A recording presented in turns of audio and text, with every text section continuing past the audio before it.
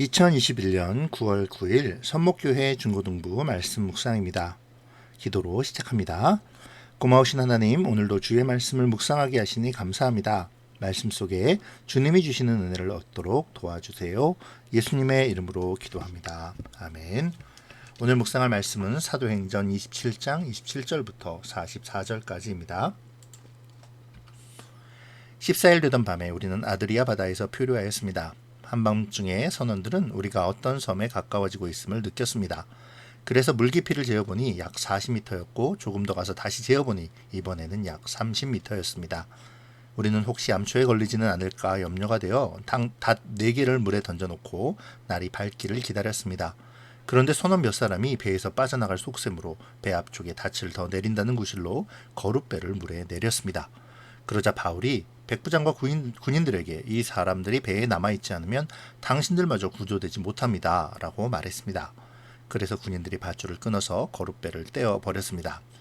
날이 밝을 무렵 바울은 모든 사람에게 음식을 먹으라고 권하면서 말했습니다. 지난 14일 동안 여러분은 마음을 졸이며 지금까지 아무것도 먹지 않고 지냈습니다. 하지만 이제는 음식을 드십시오. 그래야 살아남을 수 있습니다. 여러분 중에 그 누구도 머리카락 하나도 잃지 않을 것입니다. 바울은 이 말을 하고서 모든 사람들 앞에서 빵을 들어 하나님께 감사기도를 드리고 빵을 떼어 먹기 시작했습니다. 그러자 사람들도 용기를 얻어 음식을 먹었습니다. 배 안에 있던 사람들은 모두 276명이었습니다. 사람들은 음식을 배불리 먹고 나서 식량을 바다에 던져 배를 가볍게 했습니다. 날이 밝았습니다. 사람들은 그곳이 어느 땅인지는 알 수 없었지만 그들의 눈에 모래밭이 있는 항만이 눈에 띄었습니다. 그래서 그들은 어떻게 해서든지 배를 모래밭에 대기로 작정하였습니다. 그들은 밧줄을 끊어서 닻을 바다에 내버리는 동시에 키를 묶은 밧줄을 풀었습니다. 그리고 앞돛을 올려서 바람을 타고 해안 쪽으로 배를 몰았습니다. 그러나 배는 두 물살이 만나는 곳에 들어가 모래톱에 걸리고 말았습니다. 뱃머리는 꼼짝도 하지 않고 배 뒤쪽은 거센 파도에 부딪혀 깨어졌습니다. 군인들은 죄수들이 헤엄쳐 도망칠까봐 그들을 죽이려고 계획을 짰습니다. 그러나 백부장 율리오는 바울을 살리고 싶어 했습니다. 그는 군인들이 죄수를 죽이지 못하도록 헤엄칠 수 있는 사람은 모두 바다로 뛰어들어 육지로 올라가라고 명령했습니다. 남은 사람들은 널빤지나 부서진 배 조각을 붙잡고 나가게 명령했습니다. 그들은 모두 무사히 육지로 올라왔습니다. 아멘. 배가 표류한 지 14일이 되어 그들이 아드리아 바다에 있을 때 선원들이 섬에 가까워지고 있음을 발견하죠. 그때는 어두운 밤이었기에 일단 암초에 걸리지 않도록 닻을 내리고 날이 밝기를 기다리고 있습니다. 그런데 닻을 내리는 순간 몇몇의 선원이 거룻배를 내려 도망하려 했죠. 어려운 상황에서 자신들만 살겠다고 탈출을 시도한 것입니다. 이를 본 바울이 백부장과 군인에게 말하죠. 이 사람들이 배에 남아있지 않으면 당신들마저 구조되지 못합니다 라고 말입니다. 전에 바울의 말보다 선장과 선주의 말을 더 믿었던 백부장은 이번에는 바울의 말을 듣습니다. 그리고 군인들을 시켜 거룻배가 연결된 줄을 끊어버리도록 하죠. 이제 이 배에서 탈출할 수 있는 방법은 없어졌습니다.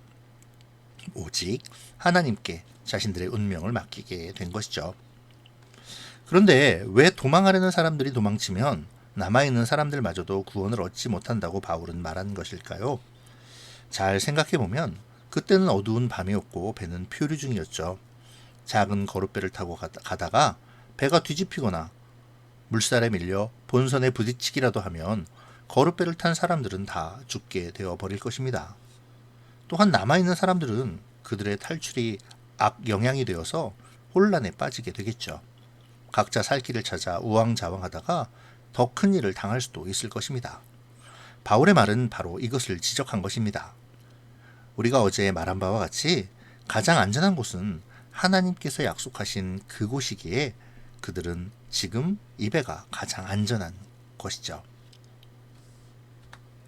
바울은 14일간 음식을 먹지 못한 사람들에게 하나님께 감사하고 먹을 것을 나누어 줍니다. 그리고 음식을 먹으라고 말하면서 그 누구도 머리카락 한 올이라도 상하지 않을 것이라고 선언하죠. 그 말을 들은 사람들은 그제서야 안심하며 음식을 먹습니다. 날이 밝아왔습니다. 어느 곳인지는 알 수 없지만 모래밭이 있는 항만이 있는 것이 보이고 그들은 모래밭에 있는 항만에 배를 대기로 하여 닻을 끊고 돛을 올려 바람을 타고 해안으로 배를 몰아가죠. 하지만 배는 두 물살이 마주치는 곳에서 그만 파선하고 맙니다. 군인들은 죄수들이 도망할까 두려워 죽이고자 합니다. 하지만 백부장은 바울을 살리고자 모두 헤엄치거나 물건에 의지하여 육지로 나가라고 명령하죠. 결국 배에 탔던 모든 사람들은 무사히 육지로 올라가게 되고 하나님의 약속은 그대로 성취되었습니다. 때때로 우리들은 하나님의 약속이 성취되지 않을 것 같은 상황에 살아갈 때가 있습니다. 오늘 본문에서처럼 말이죠.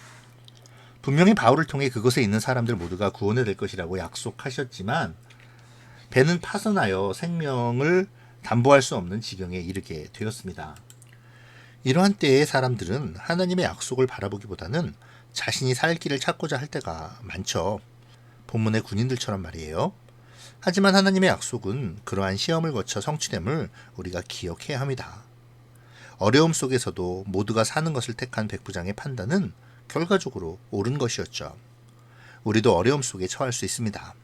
그러한 때에라도 반드시 이루실 하나님의 약속을 소망하며 믿음을 잃지 않고 끝까지 순종하는 우리가 되어야겠습니다.